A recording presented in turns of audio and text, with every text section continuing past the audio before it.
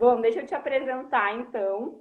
Gente, a Renata é a Renata Vilhena Silva, ela é advogada, ela tem um escritório com o sobrenome dela, Vilhena Silva Advogados, e ela é especialista em direito à saúde. O escritório dela é dedicado exclusivamente a esse assunto, certo, Renata? Isso, mais de 20 anos que eu só trabalho nessa área da saúde. Então, acho que a Renata vai poder nos ajudar muito, responder várias dúvidas aí. A ideia, então, é a gente falar hoje, esclarecer dúvidas sobre testes de coronavírus, sobre teleconsultas, tratamentos, reajustes e tudo que tiver relacionado a planos de saúde e a pandemia. Vocês também fiquem à vontade aí para nos mandarem dúvidas, por favor.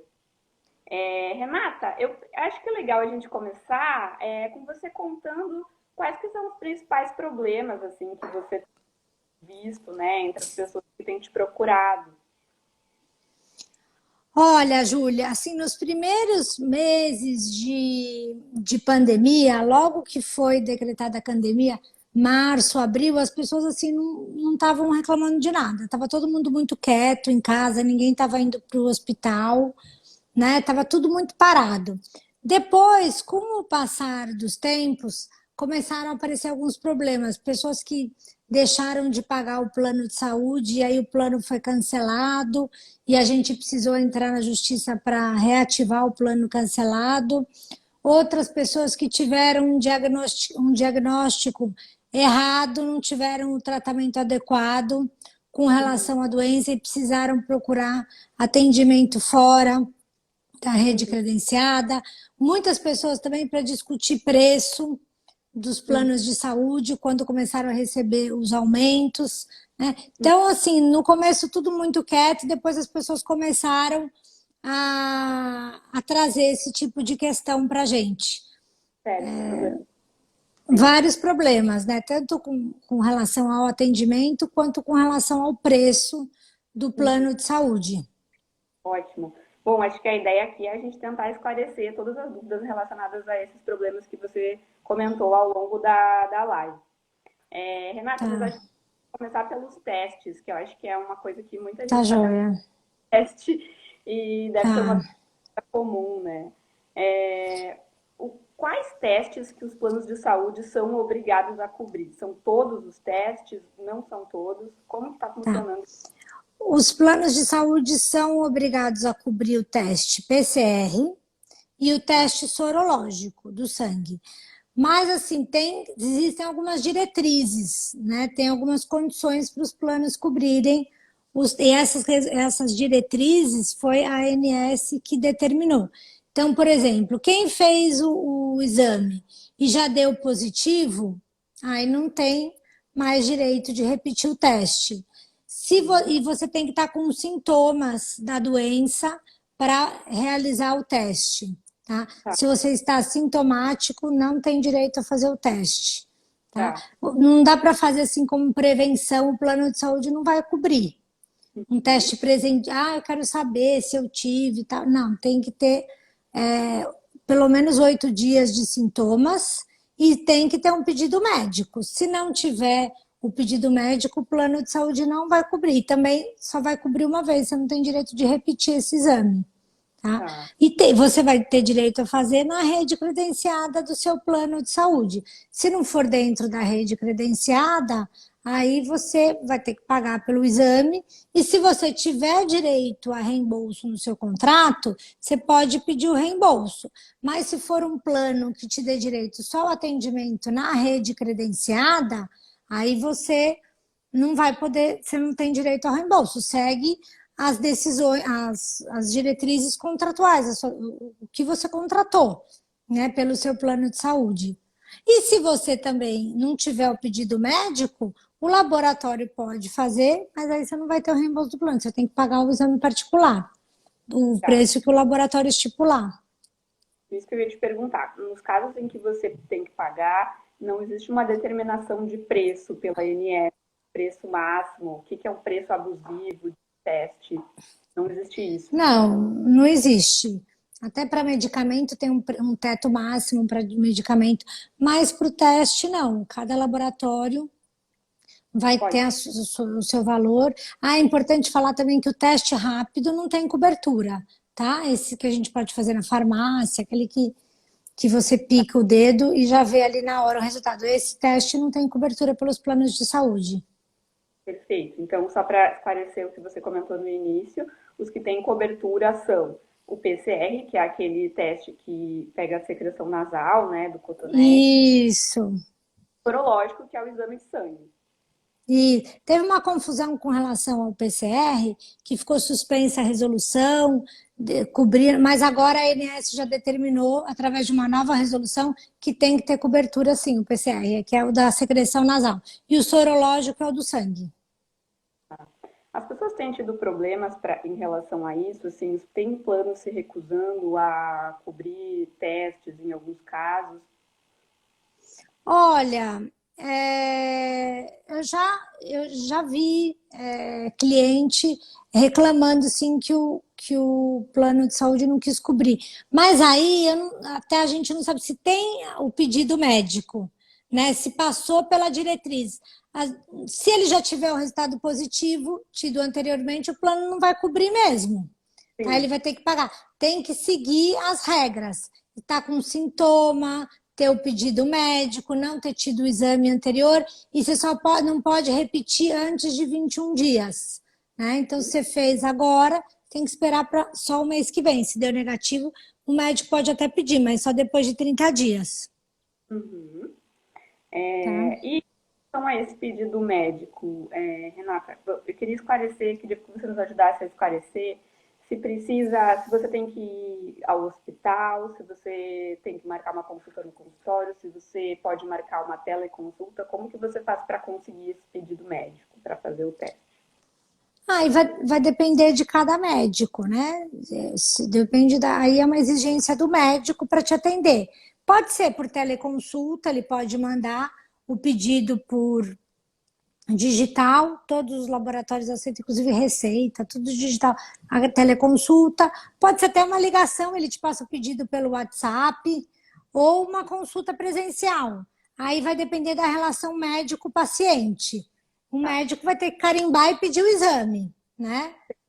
Então, o médico pode te mandar a receita por um WhatsApp, por exemplo. Pode Pode, o ser. pedido de exame pode mandar. Se você convencionou com o seu médico, conversando por telefone e tal, ele pode mandar a receita, o pedido médico, você encaminha para o laboratório e agenda o exame. Essa questão das teleconsultas, eu acho que é uma coisa nova, assim, para muita gente, né? Muita gente nunca tinha feito uma consulta à distância. Uhum. Todos os planos são obrigados a cobrir teleconsultas? Como funciona isso? Sim, os planos de saúde são obrigados a atender, a dar cobertura esse tipo. Se você tem direito a reembolso e o médico te atendeu via teleconsulta, você vai pagar, pedir um reembolso, o plano de saúde é obrigado a reembolsar. Se o plano prevê esse tipo de cobertura por reembolso. Se for um atendimento só dentro da rede credenciada, eles podem disponibilizar também o atendimento via teleconsulta ou presencial, tá? Mas eu acho que está funcionando muito bem para algumas coisas, para outras não. Para diagnóstico de coronavírus, eu já vi muito cliente reclamando. Eu tive um cliente que ele foi atendido pelo plano de saúde dele através de teleconsulta. Aí o médico, sem fazer o exame, já diagnosticou que ele tinha o vírus e o plano mandou entregar na casa dele o kit de azitromicina, cloroquina. Ele começou a tomar e não deu certo, piorou os sintomas. Aí ele foi procurar o atendimento fora da rede credenciada. Se internou no Hospital Oswaldo Cruz, recebeu o tratamento adequado, pagou e agora está brigando pelo plano para receber esse reembolso, porque o atendimento não foi adequado.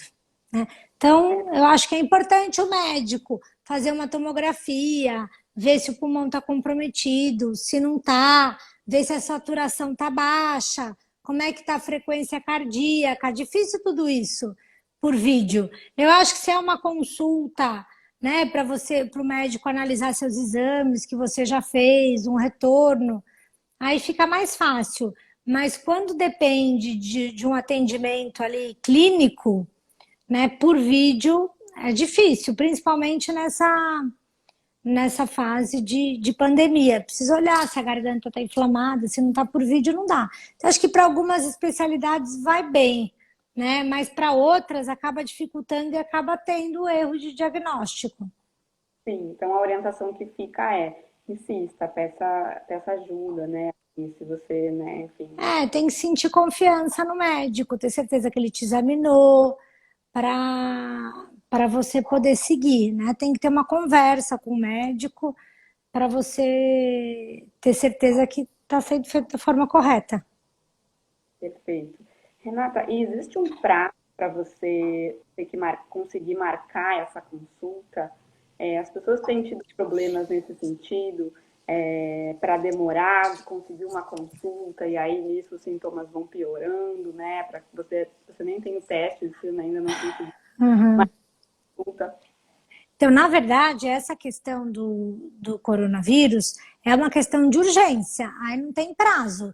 Aí o paciente vai ter que procurar um pronto-socorro e vai ter que ser atendido no mesmo dia. Existe uma resolução da ANS que prevê os prazos máximos de atendimento.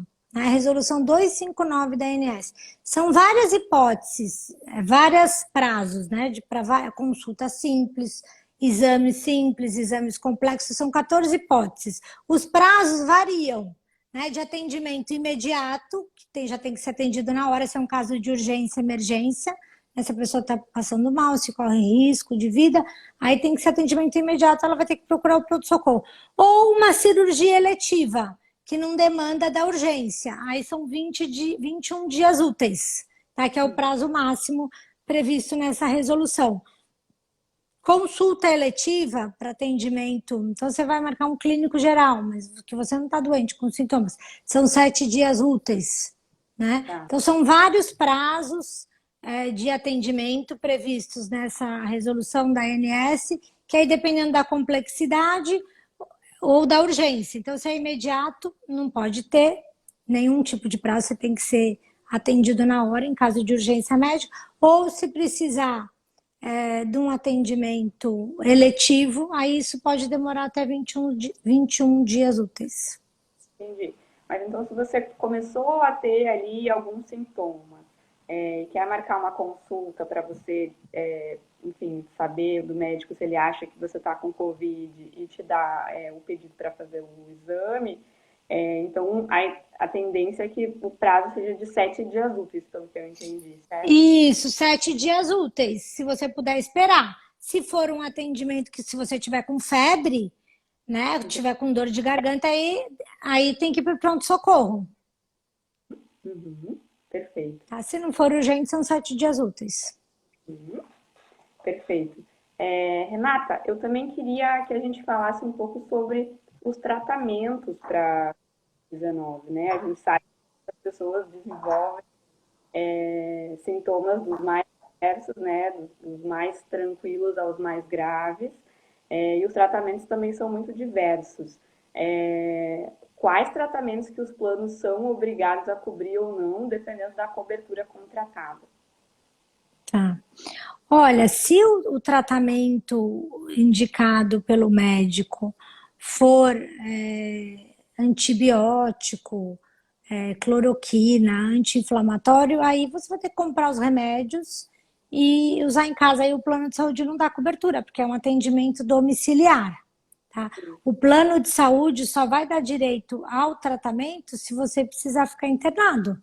Aí, tudo durante a internação, o plano é obrigado a cobrir. Se você precisar de um leito de UTI, não pode ter prazo de internação, você tem que ficar o tempo que for necessário, todos os exames, tudo que precisar para o tratamento durante a internação hospitalar. Mas se for um tratamento domiciliar, se for um caso mais leve da doença, aí o paciente vai ter que comprar esses medicamentos, aí não é obrigação do plano de saúde e usar em casa. Tá? Vai ter direito aos exames ambulatorial, fazer tomografia, raio-x, mas os remédios mesmo, os comprimidos, aí isso não é obrigação do plano de saúde, só durante a internação. Durante a internação, o plano de saúde é obrigado a cobrir os Sim, remédios. durante a internação, mesmo se ele estiver tomando comprimido, durante a internação, sim. Tratamento domiciliar, o que o plano de saúde é obrigado a cobrir é quimioterapia via oral. Se é um caso de câncer, que os remédios quimioterápicos via oral são muito caros, tem remédio de 10, 20, 30 mil reais. Aí o plano é obrigado.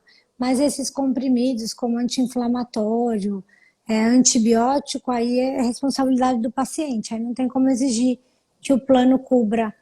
Agora, tem alguns casos também, se o paciente sai muito grave do hospital, ainda precisa continuar usando oxigênio, aí isso ele pode exigir que o plano de saúde cubra. Se é um atendimento domiciliar especializado, um home care, que não tenha como ele prestar, né, ter esse atendimento em casa, aí ele tem que...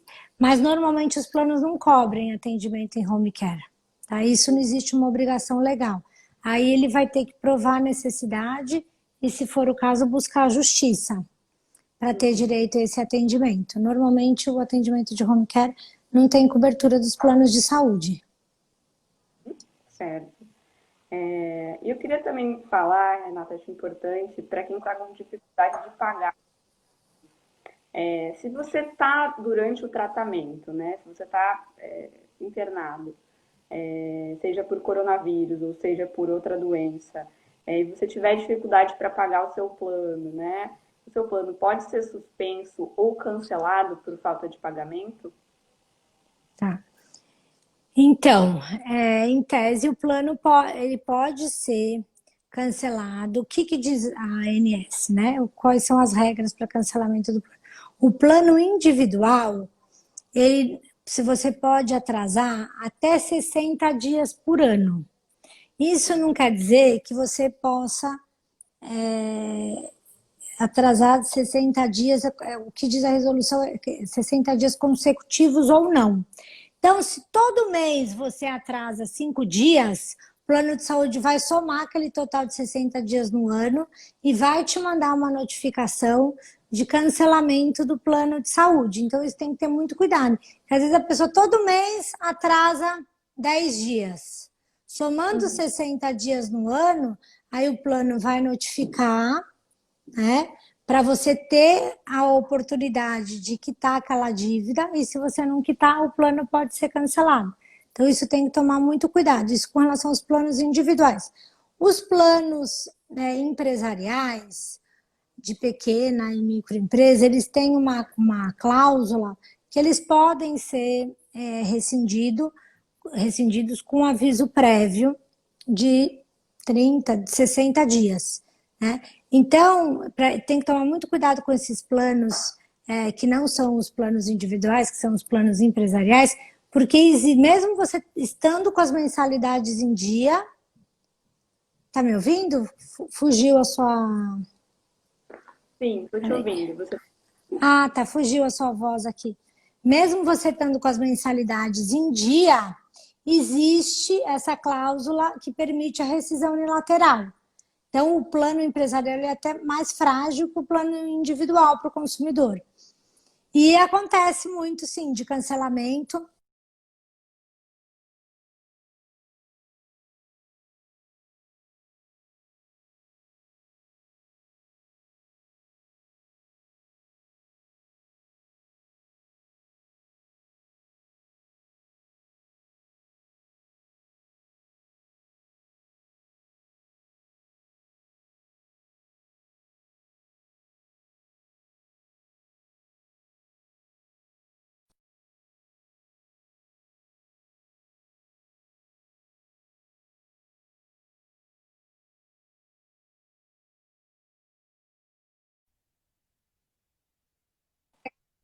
Esse reajuste para 2021.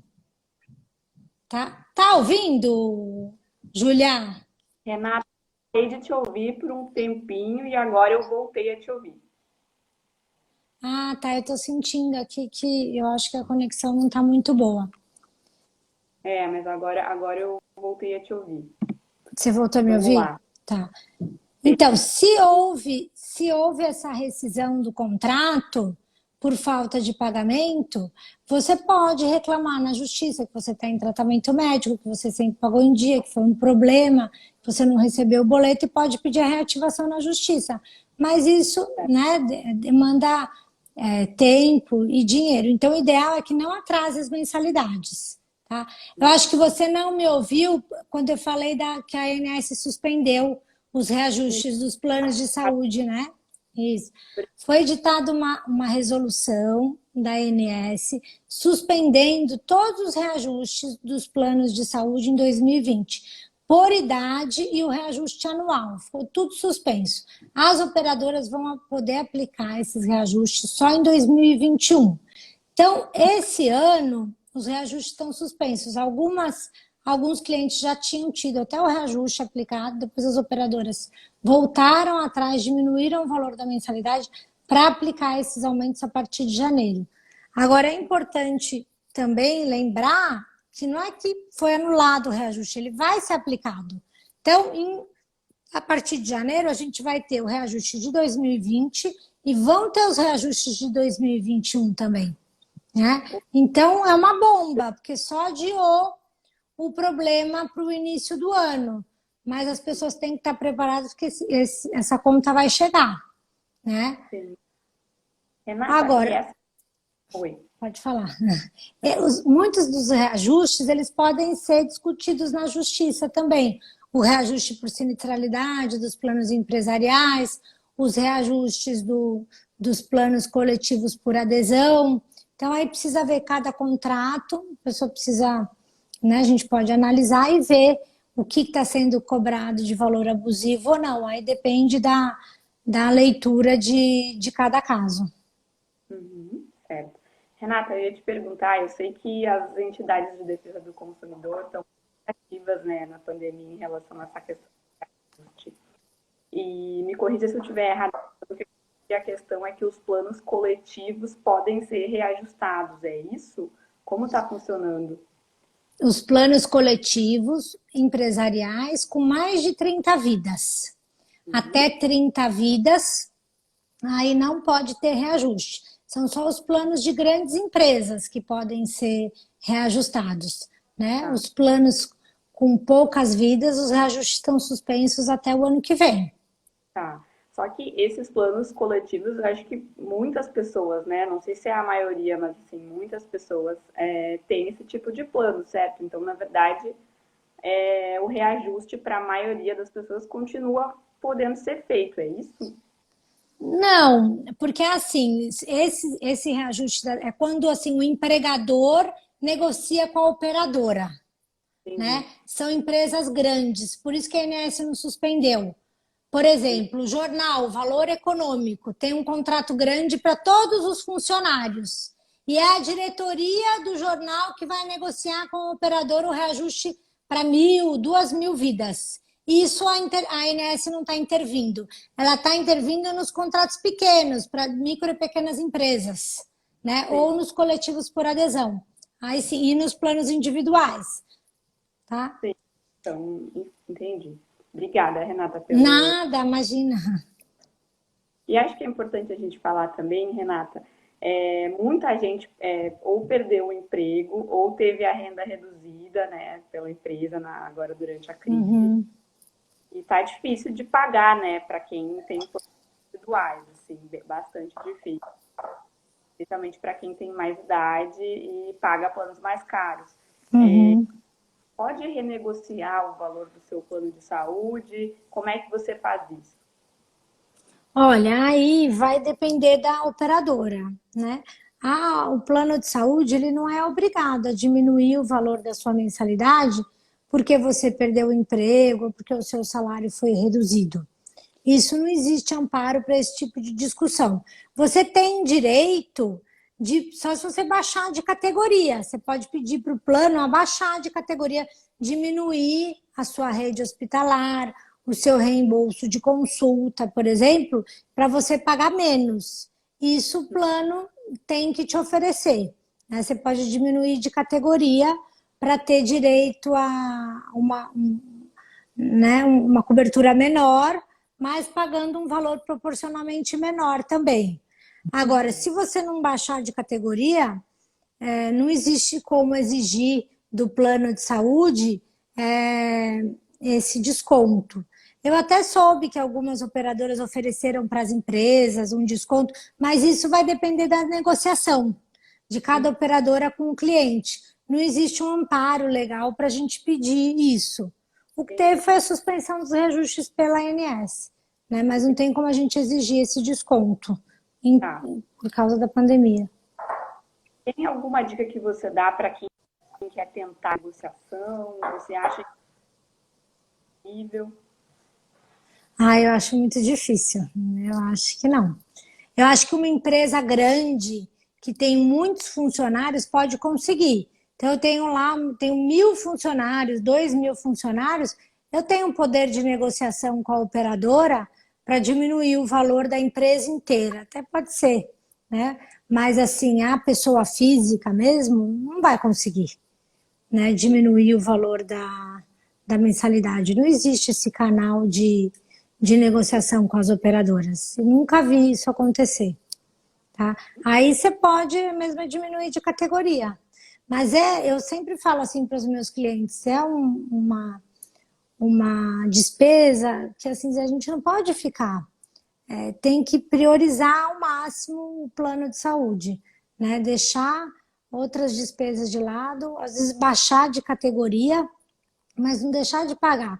Porque se você deixa de pagar, aí você vai ter que cumprir carência, né? Olha só, um caso que aconteceu ontem à noite. Um cliente me mandou uma mensagem falando que ele ficou desempregado e ele estava passando muita dificuldade e que ele estava sem plano de saúde e agora que ele conseguiu fazer um plano de saúde já 10 de outubro.